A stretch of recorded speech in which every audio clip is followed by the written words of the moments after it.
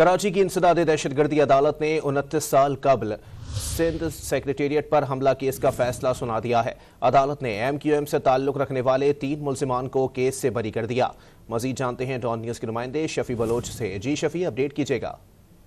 1995 में MQM के कारकुनों की जानिब से जो है वो कुछ दहशतगर्द जिनका ताल्लुक MQM से बताया जाता है, उन पर जो है वो आज अदालत ADC की जानिब से उस मुकदमे का फैसला जारी कर दिया गया है। इसके मुताबिक अदालत ने जो है वो सईद बरम समेत दीगर मुल्जिमान पर जो है जुर्म साबित उन्हें की जानिब से जुर्म साबित न किए जाने पर इन मुल्जिमान को जो है बरी करने का हुक्म दे दिया है।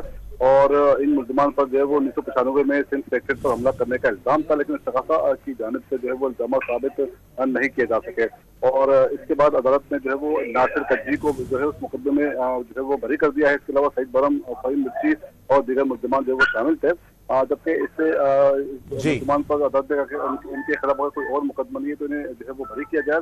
लेकिन तमाम मुल्जिमान के खिलाफ अदालत ने MQM से ताल्लुक रखने वाले 3 मुल्जिमान को केस से बरी कर दिया है। अपडेट कर रहे थे शफी बलोच, आपका शुक्रिया।